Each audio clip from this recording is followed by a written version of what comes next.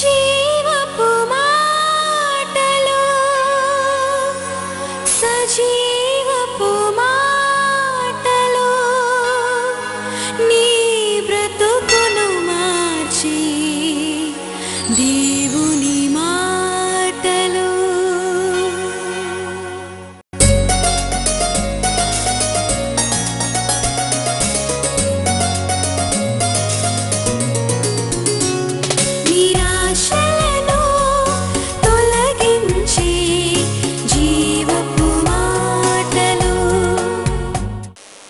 ఏకాంత ప్రార్థన.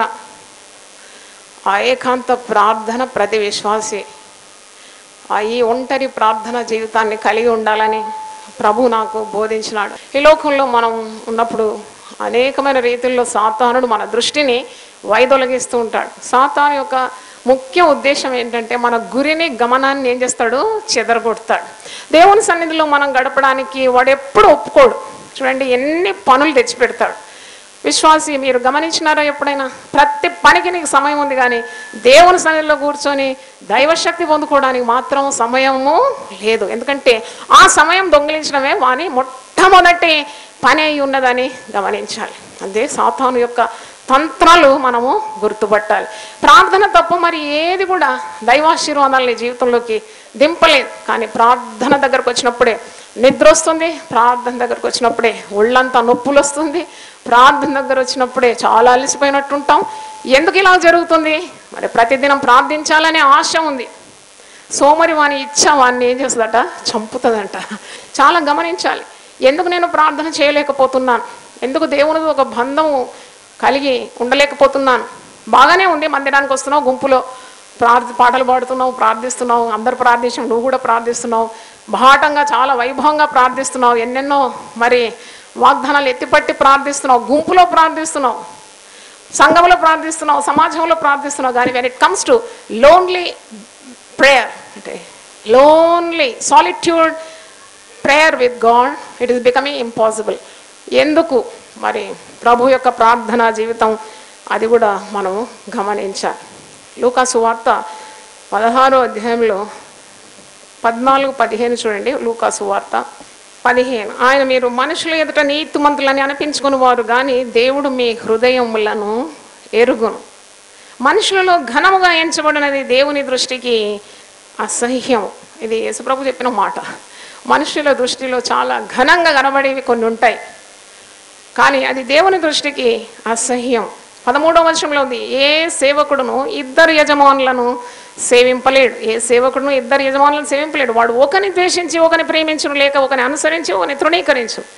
మీరు దేవుని సిరిని సేవింపలేరని చెప్పాను. మరి కనుక దేవుని వెతకడం, దేవుని సన్నిధిని వెతకడం, ప్రార్థన చేయడం, దేవునితో బంధం కలిగి ఉండడం, నీతి మార్గాల్లో నడుచుకోవడం, అదే దేవుడు ఇష్టపడుతున్నాడు. ధనాపేక్ష గల పరిసయ్యులు ఈ మాటలన్నీ విని, 14వ వచనం, ధనాపేక్ష గల పరిసయ్యులు ఈ మాటలన్నీ విని ఆయనను అపహసించుండగా ఆయన అంటున్నాడు. ఈ మాటలు విన్నప్పుడు పరిసయ్యులు అతన్ని అపహసిస్తున్నారు, గేలి చేస్తూ ఉన్నారు, ఏమేమో మాట్లాడుతున్నాడు అని అంటున్నారు. కానీ ప్రభు అంటున్నాడు, మీరు మనుషుల ఎదుట మీరు నీతిమంతులుగా అగుపడుతున్నారు. అంటే చూడండి, కొందరు ప్రార్థనా జీవితం చూస్తే కూడా మనుషులు వారిని పొగడాలని, వారిని గుర్తించాలని, మనుషుల ఎదుట వారి నీతి ప్రవర్తన వారు బయలుపరుస్తూ ఉంటారు. కానీ దేవుడు అట్టి కార్యాలకు విరోధంగా ఉన్నాడని, మనుషుల ఎదుట మీ నీతి ప్రవర్తన కనబడే రీతిగా ఉండకూడదు మీ జీవితం, భక్తి జీవితం. ఎందుకంటే మనుషుల్లో ఘనముగా ఎంచబడినది దేవుని దృష్టికి అసహ్యము అని అంటున్నాడు. అది దేవుని దృష్టికి అసహ్యంగా ఉంది. కాబట్టి దేవుని దృష్టికి నీ ప్రార్థనా జీవితం విలువగలదిగా ఉండాలి. దేవుని దృష్టికి నీ భక్తి జీవితం పవిత్రంగా ఉండాలి.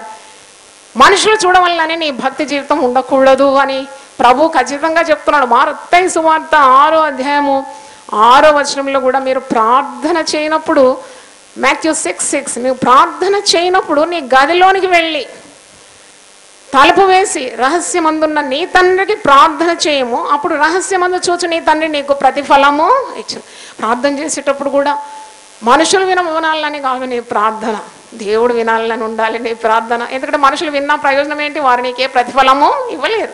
నీ ప్రార్థన దేవుడు వినాలని నీకు ఉండాలి. ఎందుకంటే నువ్వు రహస్యంగా ప్రార్థన చేయాలి. అది ఏకాంత ప్రార్థన అన్నట్టు. సంఘంలో ప్రార్థన చేయకూడదని కాదు, సమాజంలో ప్రార్థించొద్దని కాదు, ఇద్దరిద్దరు కలిసి ప్రార్థించమని అదొక ఆదేశం పరిశుద్ధ గ్రంథంలో ఉన్నది. కానీ నువ్వు ఏకాంతంగా దేవుని సన్నిధిలో గడిపే ప్రార్థన అతి శ్రేష్టమైంది, అతి విలువైంది. నువ్వు రహస్యంగా చేసే ప్రార్థన దేవుడు విని రహస్యమందు చూచు నీ తండ్రి నీకేమిస్తాడు? ప్రతిఫలాన్ని ఇస్తాడు. హల్లెలూయా చెప్పండి ఒకసారి. కనుక రహస్యంగా చేసే ప్రార్థన నీ ఆత్మలో ఎంతో శక్తిని ఇస్తుంది, నీ జ్ఞానాన్ని ఇస్తుంది, నీకు ఆరోగ్యాన్ని ఇస్తుంది. నీ హృదయ వేదన, భారము, నీ పాపం ఉంటే నువ్వు దేవుని సన్నిధిలో ఒప్పుకుంటున్నావు. ఆ దేవుని సన్నిధిలో వచ్చి నీ యొక్క హృదయ భారాన్ని దేవునికి తెలియజేస్తున్నావు, కన్నీళ్లు గారుస్తున్నావు, నీ యొక్క అంతరంగంలో ఉన్నవన్నీ కూడా దేవునితో చెప్తున్నావు. ప్రార్థించినప్పుడు దేవుని కార్యాలు నీ జీవితంలో తప్పకుండా చూడగలుగుతావు. మరి యేసు ప్రభు ఈ లోకంలో ఉన్నప్పుడు ఎప్పుడు కూడా ఒంటరి ప్రార్థన చేసినట్టు, మనుషులు కొనియాడాలని ఎప్పుడు కూడా యేసు ప్రభు ఇష్టపడలేదు. అందుకే అంటున్నాడు, మనుషుల దృష్టికి ఘనమైనది దేవుని దృష్టికి అసహ్యము. మనుషులు అతన్ని పొగడాలి. మరి యేసు ప్రభు ఎంత పవిత్రుడో, ఎంత పరిశుద్ధుడో, ఎంత నిష్కల్మషుడో, లేక ఎంత శక్తి గలవాడో, ఒక్క మాట చేత సమస్త కార్యాలు చేయగలడని మనుషులు ఆయనను కొనియాడాలని ఏనాడు కూడా యేసు ప్రభు ఇచ్చయించలేదు. మరి మత్తయి సువార్త 12వ అధ్యాయము 16వ వచనంలో చూసినప్పుడు స్వస్థపరిచిన వారందరూ ఆయనను కొనియాడుతున్నారు. ఆయన పేరు పెరిగిపోతుంది, ప్రసిద్ధికి ఎక్కిపోతుంది. అప్పుడు యేసు ప్రభు ఏం చేస్తున్నాడు? మాథ్యూ 12:16, 12 మత్తయి 12:16, ఆయన వారిని అందరినీ స్వస్థపరిచి తన్ను ప్రసిద్ధి చేయవద్దని వారికి ఆజ్ఞాపించాను. అది లోకంలో ఉన్నప్పుడు దేవుని నామం నిమిత్తం ఒకసారి కొన్నిసార్లు తృణీకరింపబడతారు. మనుషులు నిన్ను మరి తక్కువగా అంచనా వేస్తారు, చిన్న చూపులు చూస్తారు. కానీ ఎప్పుడైనా నీ మనసులో ఉండాలి, ప్రభు హెచ్చవలసి ఉన్నది, నేను తగ్గవలసి ఉన్నది. ప్రభు మెచ్చుకున్న వాడే ధన్యుడు. మనుషుల దృష్టిలో మరి ఘనమైనది దేవుని దృష్టికి అది అసహ్యం. దేవుడు దాన్ని కోరడం లేదని అర్థం కావాలి. యేసు ప్రభు తన జీవిత విధానంలో చాలా స్పష్టంగా ఇవి చూపెట్టినట్టు మనకు అర్థమవుతుంది. ఎప్పుడు ఆయన గొప్పతనాన్ని కోరలేదు. చూడండి, హీ డింట్ సీక్ గ్రేట్నెస్. ఆయన ఎప్పుడు కూడా తగ్గించుకున్నాడు, శిష్యుల పాదాలు కడిగినాడు, మరి తను తాను రిక్తునిగా చేసుకున్నాడు. మత్తయి సువార్త 11:28-29 ప్రయాసపడి భారము మోసుకొని చున్న వారులారా మీరు నా యొద్దకు రండి, నేను మీకేమిస్తాను? విశ్రాంతి. మనం అనుకుంటున్నాం ఆ పిలుపు కేవలం పాపులకని, పాపులకు ఉన్న పిలుపు అని అనుకుంటున్నాం. అది సార్వత్రికమైన పిలుపు, ప్రతి పాపికి ప్రతి విశ్వాసికి కూడా ఉన్న పిలుపు. అది దేవునికి స్తోత్రం, హల్లెలూయా. పాపికి పాప భారం ఉంది, విశ్వాసికి అనేకమైన కుటుంబ భారాలు, ఉద్యోగ భారాలు, మరి శరీర రుగ్మతలు, ఇవన్నీ కూడా ఈ లోకంలో ఎన్నో ఎదుర్కొంటున్నాడు విశ్వాసి. విశ్వాసికి విశ్రాంతి కావాలన్నా ప్రభు పాదాల దగ్గర రావాలి. మరి ఒక పాపికి రక్షణ కావాలన్నా ప్రభు పాదాలకే రావాలి. అంటున్నాడు, నేను సాత్వికుడను, నేను దీన మనసు కాదు, నేను హైఫై కాదు, నేను పెద్ద హైటెక్ కాదు, భయపడవద్దు, మీరు రండి నా దగ్గరకు, అంతే, నేను మీకు విశ్రాంతిని ఇస్తాను. Always be humble. అందుకే పేతురు అంటాడు కదా, ఆయన బలిష్టమైన రెక్కల క్రింద మీరు దీన మనస్కులై ఉండండి. తగిన కాలమందు దేవుడు మిమ్మల్ని ఏం చేస్తాడు? హెచ్చిస్తాడు.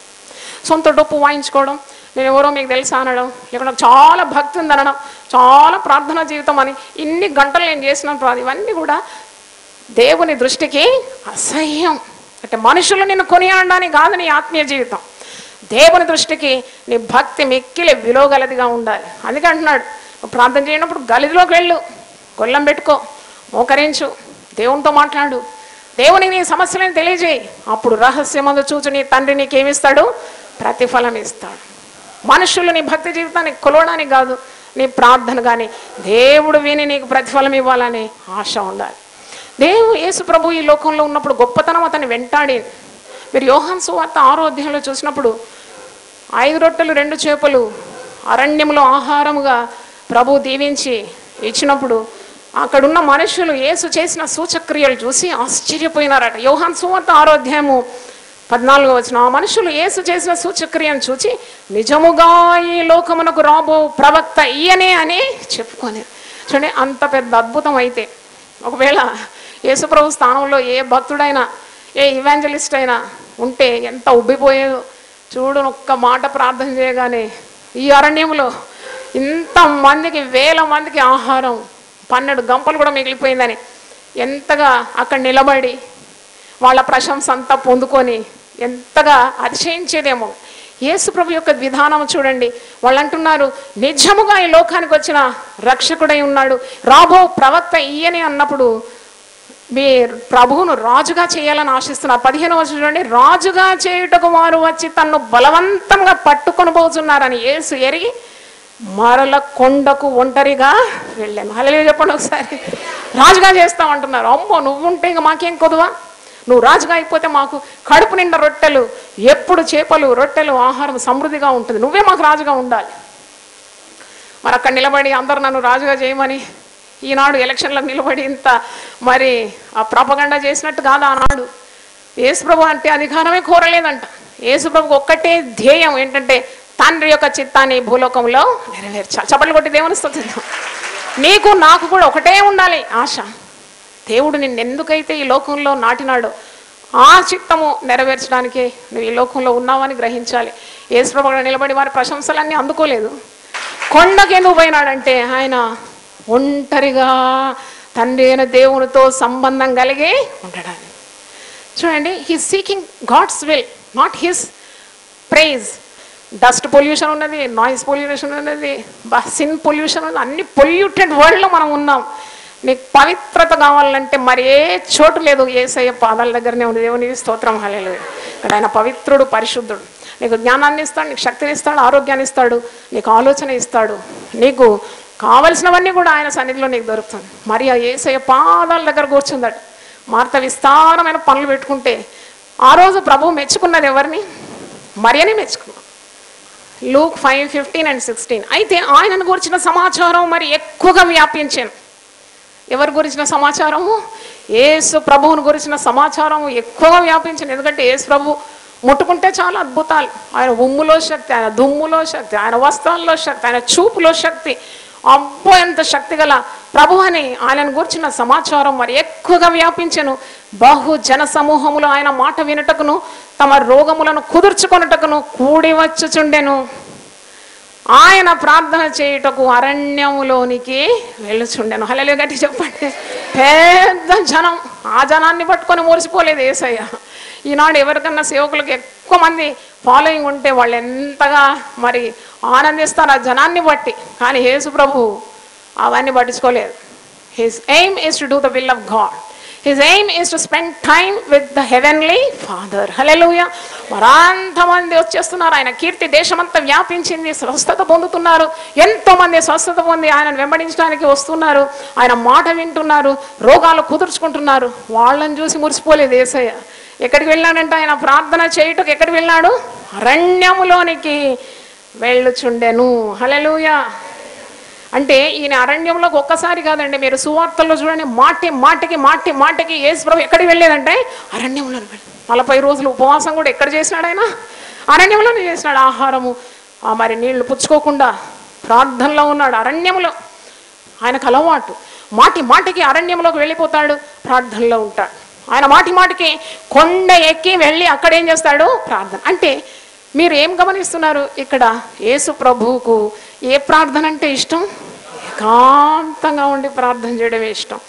ఆయన బలవంతంగా కొన్నిసార్లు శిష్యులను వీడుకొల్పి ఆయన ప్రార్థనలోకి వెళ్ళేదని. లూకా సువార్త 4వ అధ్యాయము చూడండి. లూకా 4:42, 43. Luke 4:42 and 43. ఉదయం అయినప్పుడు ఆయన బయలుదేరి అరణ్య ప్రదేశమునకు వెళ్ళాను. అరణ్యం ఎప్పుడు యేసు ప్రభు ఈ అరణ్యం ఎంత ప్రేమించినాడు. అరణ్యానికి వెళ్ళి ప్రార్థనలు చేసేది. ఉదయమే వెళ్ళిపోయేదంట. మార్క్స్ వార్త 1:35 ఉంది. పెందలకడనే ఇంకా చీకటిగా ఉన్నప్పుడే ఆయన బయలుదేరి అరణ్య ప్రదేశంలోకి వెళ్ళి, నిర్జన ప్రదేశం అన్నమాట. అంటే అరణ్య ప్రదేశము ఎందుకు ఎంచుకున్నాడు యేసు ప్రభు అంటే అక్కడ ఒక్క మనిషి కూడా ఉన్నాడు.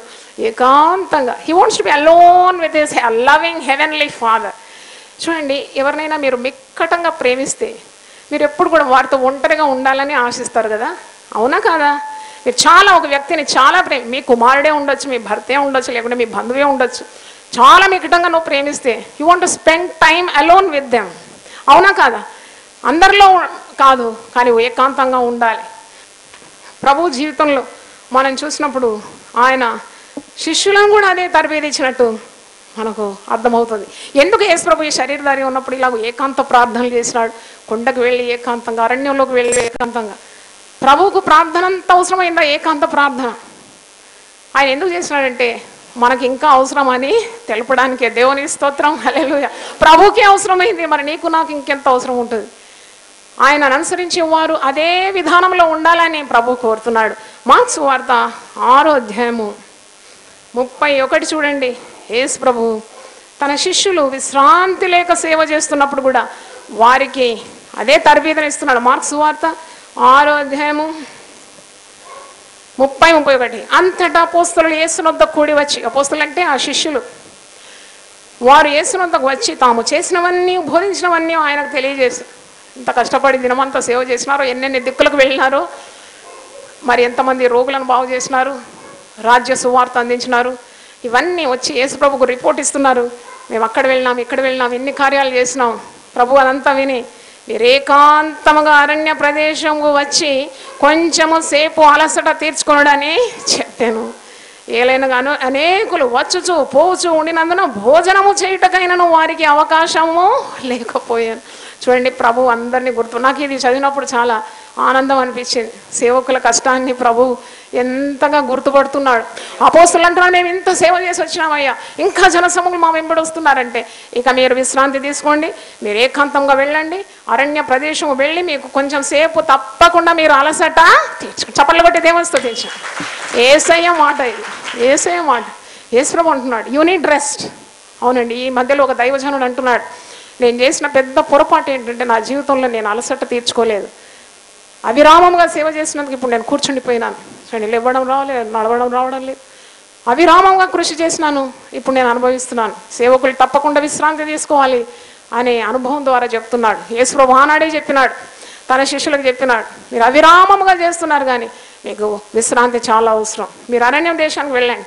దేవుని సన్నిధిలో ఉంటేనే కదా ఆ యొక్క రీఫ్యూలింగ్, తిరిగి నువ్వు ఆత్మచేత నూతనత్వాన్ని పొందుకుంటావు. పరిశుద్ధాత్మ కుమ్మరింపు ఉంటుంది. ఆ దేవుని యొక్క శక్తిని, జ్ఞానాన్ని, ఆరోగ్యాన్ని, తలంపులను, బలాన్ని ఇవన్నీ పొందుకుంటావు. కాబట్టి శిష్యులతో అలాగూ ప్రభు అంటున్నాడు. యేసు ప్రభు ఏకాంతంగా ఆల్ నైట్ ప్రార్థనలు కూడా చేసినట్టు లూకా సువార్త 6వ అధ్యాయము 12వ వచనంలో మీరు చూసినప్పుడు ఆయన ఏకాంతంగా రాత్రంతా కూడా ప్రార్థనలో గడిపినాడని వాక్యంలో చూస్తున్నాం. ఆ దినములేంది ఆయన ప్రార్థన చేయుటకు కొండకు వెళ్ళి దేవుని ప్రార్థించుటకు రాత్రి గడిపాను. అంటే మరి రాత్రి అంత ప్రార్థనలో గడపడం అంటే ఎంత చాలా అద్భుతం కదా. అంటే యేసు ప్రభు అలాగూ మనకు విధానాన్ని చూపెట్టినాడు. You pray it out. If you cannot solve any problem, just pray it out. God will help you. దేవుడు నీకు ఆశ్రయంగా, దుర్గంగా ఉండి నీ సమస్యలకు పరిష్కారిగా ఉంటాడు. దేవునికి స్తోత్రం. ఒకసారి జనసమూహాన్ని మాత్రం కాదు, శిష్యులను కూడా వేడుకొల్పి యేసు ప్రభు ప్రార్థనకు వెళ్తాడు. మార్కు సువార్త 6వ అధ్యాయము 46వ వచనం చూడండి, 45-46. మార్కు 6:45-46. ఆయన జనసమూహమును పంపివేయనంతలో దోణి ఎక్కి అద్దరున్న బెత్సైదాకు ముందుగా వెళ్ళడని ఆయన తన శిష్యులను వెంటనే బలవంతము చేశాను. ఆయన వారిని వీడికొల్పి ప్రార్థన చేయుటకు కొండకు వెళ్ళాను. చప్పట్లు కొట్టి దేవుని స్తుతిద్దాం. హల్లెలూయా. మనమైతే ఇంట్లో చుట్టాలుంటే ప్రార్థన చేయము, మరి ఏదైనా పని ఎక్కుంటే ప్రార్థన చేయం. కానీ శిష్యులు ఎప్పుడు వెంబడించేవారు, జనసమూహం ఎప్పుడు వెంబడించేది. కానీ జనసమూహం పంపించేసినాడు, శిష్యులను కూడా వీటి కొలిపినాడు. ఒంటరిగా వెళ్ళినాడు, కొండకు వెళ్ళి అక్కడ దేవునికి ఏం చేస్తున్నాడు, తండ్రి అయిన దేవునితో ప్రార్థన చేస్తున్నాడు. దేవునికి స్తోత్రం. అందరూ కూడా ఏకాంత ప్రార్థన యొక్క విలువను తెలుసుకొని దేవుని సన్నిధిలో ఎక్కువ ఒంటరిగా గడపడానికి మనము అలవాటు పడాలి. దేవునికి స్తోత్రం. ఆయన అలవాటుగా చేసుకున్నాడంట. లూకా సువార్త 22లో చూసినప్పుడు ఆయనకి ఇలా ఒంటరిగా ప్రార్థన చేయడము అలవాటుగా ఉండిందని 39వ వచనం, లూక్ 22:39. తరువాత ఆయన బయలుదేరి తన వాడుక చొప్పున ఒలీవల కొండకు వెళ్ళగా శిష్యులను ఆయన వెంట వెళ్ళి, అంటే వాడుక చొప్పున, ఇట్స్ హిస్ హ్యాబిట్. వాడుక చొప్పున ఆయన దేవాలయానికి వెళ్ళేది, వాడుక చొప్పున కొండ ప్రదేశానికి వెళ్ళి అక్కడ ప్రార్థన చేసి, అంటే ఇట్ ఈస్ హిస్ హ్యాబిట్ అన్నమాట. ఆయన ఏదైనా చేయగలడు కదా, మరి ఆయన సన్నిధిలో మనం ప్రార్థన చేయాలి. యేసు ప్రభు మనకు మంచి మాదిరి చూపెడుతున్నాడు. వాడుక చొప్పున ఒలీవ కొండలకు పోయినాడు. ఆయన శిష్యులను తీసుకుపోయినాడు కానీ శిష్యులతో కలిసి ఏం ప్రార్థన చేయలేదు. మీరు ఇక్కడ ఉండండి, నేను పోయి ప్రార్థన చేస్తాను. ఒక రాతివేత దూరం వెళ్ళినాడు. వారేమో నిద్రపోతున్నారు. యేసే ఒంటరిగా దుఃఖాక్రాంతుడై చింతాక్రాంతుడై ఆయన రక్తము ఆయన చెమట భూమి మీద పడు రక్త బిందువులుగా మారిపోయింది. అంతగా ప్రార్థన చేసినాడు. వెంటనే పరలోకం నుండి దూత దిగి వచ్చి ఆయన ఏం చేసిందట? బలపరిచిందట. చప్పట్లు కొట్టి దేవుని స్తుతి. కొన్నిసార్లు నువ్వు ఏకాంతంగా ప్రార్థన చేస్తావు. సిలువ మరణానికి ముందు యేసు ప్రభు ప్రార్థన చేసినాడు. ఒంటరి ప్రార్థన, ఏకాంత ప్రార్థన. ఇక ఎన్నో ఛాలెంజెస్ ఇన్ లైఫ్, ఎన్నో సవాళ్లను నేను ఎదుర్కోవాలి జీవితంలో. Why not try prayer? మరి ప్రార్థన ఎందుకు చేయకూడదు? ఎన్నెన్నో ఉన్నాయి. మాకు వాళ్ళు తెలుసు, మాకు వీళ్ళు తెలుసు, మాకు ఇది చేయగలం అది చేయగలం అంటాం, కానీ ప్రార్థన ఎందుకు చేయలేరు అని నేను అడుగుతున్నాను. దేవునికి స్తోత్రం, హల్లెలూయా. ప్రార్థన ద్వారానే కానీ మరి దేని వలన జటిలమైన సమస్యలు తొలగిపోవు. కాబట్టి ప్రార్థన చేయాలి. You have to pray it out. దేవునికి స్తోత్రం. దేవుడు అంటే ప్రార్థన శక్తిని మనకు అనుగ్రహించును గాక. దేవునికి స్తోత్రం. అలాగే కృత నిబంధనలో నేను చూసినప్పుడు సౌలు పౌలుగా మారినప్పుడు ఒక గొప్ప దైవ దర్శనాన్ని పొందుకొని పౌలుగా మారుతున్నాడు. అప్పుడు ఆ 3 రోజులు కూడా కన్నులు తెరవకుండా, నాకు అనిపిస్తుంది ఏకాంత ప్రార్థన ఉండొచ్చు. అపోస్తుల కార్యం 9:9 చూడాలి. 3 దినములు చూపులేక అన్న పానములేమీ పుచ్చుకొనకుండే. ఎవరు? పౌలు భక్తుడు. దర్శనం పొందిన తర్వాత 3 days ఫోర్స్డ్ ఫాస్టింగ్. ఆయనకు ఫాస్టింగ్ అంటే తెలియదు, ప్రేయర్ అంటే తెలియదు. గొప్ప దర్శనం చూస్తున్నాడు. మరి ఏకాంతంగా కన్ను చూపు పోయింది, చూపు లేదు, ఆహారం పానం ఏమీ పుచ్చుకొనకుండా 3 రోజులు ప్రార్థన చేసినాడు. పరిచర్య, దాని తర్వాతనే మైటీ మినిస్ట్రీ, దాని తర్వాతనే అమోఘమైన పరిచర్యను దేవుడు మరి పౌలుకు అనుగ్రహించినాడు. మీరు ఈ మాట చూడండి. అననీయాను దేవుడు పౌలు దగ్గర పంపిస్తున్నాడు. అప్పుడు 11వ వచనం, అందుకు ప్రభువు, నువ్వు లేచి తిన్ననబడిన వీధికి వెళ్ళి యూదా అనువాని ఇంట తార్సువాడైన సౌలు అనువాని కొరకు విచారించుము, ఇదిగో అతడు ప్రార్థన చేస్తున్నాడు. చప్పట్లు కొట్టి దేవుని స్తోత్రం. హల్లెలూయా. ఆ మాట వినబడాలి. దేవునికి స్తోత్రం, హల్లెలూయా. కనుక నువ్వు ప్రార్థన చెయ్యాలి. ప్రార్థన. యాకోబు ఒక రాత్రంతా కూడా దేవుని సన్నిధిలో ఏకాంతంగా పెనుగులాడినాడు. నువ్వు ఆశీర్వదిస్తేనే కానీ నేను నిన్ను విడవను. Unless you bless me I will not leave you. మరి నేటి వరకు కూడా, ఈ దినం ఈ క్షణం వరకు కూడా యాకోబు ఇశ్రాయేలుగా మారినాడు, ఆశీర్వదింపబడినాడు. ఇప్పుడు ప్రపంచ మ్యాప్లో చూస్తే ఇశ్రాయేల్ ఒక చుక్కలాగానే ఉంటుంది, కానీ లోకంలో ఉన్న దేశాలన్నీ వణికిపోతాయి ఇశ్రాయేల్ అంటే. హల్లెలూయా చెప్తారు ఒకసారి. దేవుడు ఆశీర్వదించినాడు, మాట ఇస్తే నెరవేరుస్తాడు కదా. మరి యాకోబును దేవుడు దీవించేసినాడు. ఒక ఇజ్రాయేల్ను చూస్తే 1000 మంది సైనికులు భయపడిపోతారు. అంటే అది చిన్న ప్రదేశమే, కానీ లోకాన్నంతా కూడా గడగడలాడించే శక్తి, మిలిటరీ కానీ సైన్స్ కానీ టెక్నాలజీ కానీ అంత ర్యాపిడ్ గ్రోత్ ఆ ఇజ్రాయెల్ ప్రదేశానికి ఉందని మరి అందరు కూడా వెళ్తారు కదా ఇజ్రాయెల్ దేశం చూడడానికి. దేవునికి స్తోత్రం. అంతగా దేవుడు ఆశీర్వదించినాడు. అంటే ఈరోజు మనం నేర్చుకున్న కార్యం, నువ్వు యేసుతో గడపాలి, యేసుతో గడపాలి. అపొస్తలుల కార్యం 4వ అధ్యాయము 13-14 వచనాల్లో చూసినప్పుడు ఈ శిష్యులు వారు ప్రదర్శించిన ధైర్యము, జ్ఞానాన్ని చూసి వారందరూ కూడా ఇశ్రాయేలు ప్రజలందరూ ఆశ్చర్యపడుతున్నారు. 4వ అధ్యాయము 13-14 చూడండి. Acts 4:13 and 14. అపొస్తలుల కార్యం 4:13-14. వారు పేతురు యోహానుల ధైర్యమును చూచినప్పుడు వారు విద్య లేని పామరులని గ్రహించి ఆశ్చర్యపడి వారు యేసుతో కూడా ఉండిన వారు అని గుర్తెరిగిరి. చప్పట్లు కొట్టి దేవుని స్తుతిద్దాం. హల్లెలూయా. యేసుతో ఉన్నవారని గుర్తెరిగినారట. అంటే వారు విద్య లేని పామరులు, చేపలు పట్టేవారు, మత్స్యకారులు, సుంకరులు. వాళ్ళకి ఏమి జ్ఞానం ఉందని దైవిక జ్ఞానం ఇంత అద్భుతమైన బోధ చేస్తున్నారు. 1000 మంది సంఘానికి చేర్చబడుతున్నారు, రక్షణ పొందుతున్నారు. ఏంటివి మహిమ కార్యం? వారి విద్య లేదే, వారికి అంత జ్ఞానం లేదే, వారికి ఎట్టి ధైర్యం ఎక్కడి నుండి వచ్చింది? వారు ప్రదర్శించిన ధైర్యము, జ్ఞానం చూసి అక్కడున్న వారు అందరూ అంటున్నారు, వీరు ఎవరితో ఉండినవారు? యేసుతో ఉండినవారు. హల్లెలూయా గట్టి చెప్దామా? వారు విద్య లేని పామరులని గ్రహించి, పేతురు యోహానుల ధైర్యాన్ని చూచి వారు విద్య లేని పామరులని గ్రహించి ఆశ్చర్యపడి వారు యేసుతో కూడి ఉండిన వారని గుర్తెరిగిరి. దేవునికి స్తోత్రం. హల్లెలూయా. అంటే నువ్వు యేసుతో ఉంటే లోకం గుర్తుపడుతుందని అర్థం. When you spend time with God, when you spend time with Jesus, world will recognise. అవును, వీరిని చూస్తే ఇంత జ్ఞానమా, ఇంత సామర్థ్యమా, ఇంత ధైర్యంతో వాక్యాన్ని ప్రకటిస్తారా? తప్పకుండా వీరు ఎవరితో సమయాన్ని గడుపుతున్నారు? యేసుతో సమయం గడుపుతున్నారు. దేవునికి స్తోత్రం, హల్లెలూయా. వీరి కుటుంబం ఇంతగా దేవుడు ఆశీర్వదించినాడా? వీరిని ఇంతగా అభివృద్ధిలోకి తెచ్చినాడా? వీరికి ఎన్ని ఆశీర్వాదాలు దేవుడు ఇచ్చినాడా? తప్పకుండా వీరు ఎవరితో ఉండినవారు? యేసుతో ఉండినవారు. దేవునికి స్తోత్రం, హల్లెలూయా. దేవుడి వాక్యాన్ని దీవించును గాక.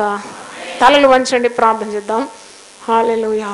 గొప్ప దేవ, ఖ్యాతిని పేరును వెంబడించడం కాదు నాయన, ఎవరో ప్రశంసించాలని ఆశించడం కాదు. ప్రభువు మెచ్చుకుని వాడే ధన్యుడనే తెలివి మాకు దయచే, జ్ఞానం దయచే. ఓ గొప్ప జనసమూహం వెంబడిస్తుందనే ఆ సంతోషం కాదు, అందరినీ వదిలిపెట్టి అరణ్యంలోకి వెళ్ళి తండ్రితో బంధం కలిగి ఉండడానుకున్న కృపను, జ్ఞానాన్ని మాకందరికీ మీరు దయచేయమని ప్రార్థన చేస్తున్నాం. ప్రార్థనా శక్తి మాకు దయచే. దేవుని వాక్యం టీవీ ద్వారా వింటున్న వారిని కూడా గొప్పగా ప్రార్థనాత్మలో మీరు నడిపించండి నాయన. వారి తల మీదని హస్తం ఉంచి వారిని కూడా ఆశీర్వదించండి. కుటుంబాల్లో ఉన్న ప్రతి సమస్యను తొలగించండి నాయన. ప్రతి రోగాన్ని నువ్వు ఇచ్చిన అధికారముల నామములో బంధిస్తున్నాను తండ్రి. ఈ వాక్యం నిరర్ధకం కాకుండా అనేక మంది ప్రార్థనా వీరులను మీరు లేవనెత్తమని ప్రార్థన చేస్తున్నాం. ప్రార్థనే మా ఊపిరిగా మారాలి. ప్రార్థనే మాకు విజయమునైనా, ప్రార్థనే మాకు బలమునిచ్చేది తండ్రి. సన్నిధిలో మాకు దొరకందంటూ ఏమీ లేదని, ప్రతి సమస్య కూడా నీ సన్నిధిలోనే లయమైపోతుందని, పర్వతములు కూడా మైనం వల్ల నీ సన్నిధిలో కరిగిపోతుందని, ప్రతి సమస్య నైనా అది తొలగిపోతుందని మాకు ఆ ధైర్యము, విశ్వాసం మీరు దయచే.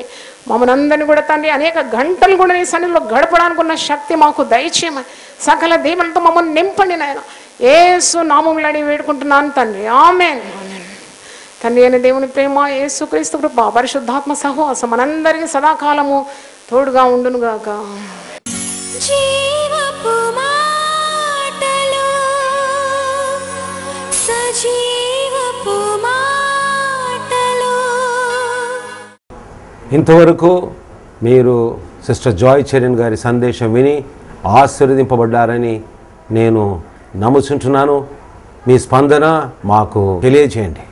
మరియు మీ ప్రార్థన అవసరతలు మా ఆత్మీయ పుస్తకములు పొందుకొనుటకు మాకు ఫోన్ ద్వారా కానీ, లేక ఉత్తరం ద్వారా కానీ, మరి ఈమెయిల్ ద్వారా కానీ మాకు తెలియజేయాలని మేము మీకు మనవి చేస్తున్నాము. మా address sister Joy Cherian, United Peoples Fellowship, house number 1-9-52 by E by 3, Ramnagar, Hyderabad 5,20,000.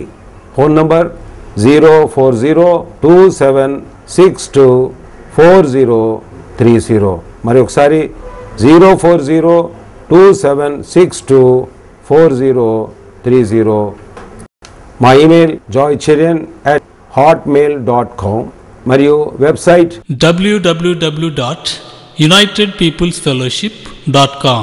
మా ప్రార్థనా కూటములు ప్రతి శుక్రవారం రామ్నగర్ ఆలయంలో ఉపవాస ప్రార్థనలు సాయంత్రం 4 నుండి 8:30 గంటల వరకు ఉంటుందని తెలియజేస్తున్నాను మరియు ఆ కూటములకు ఆహ్వానిస్తున్నాను.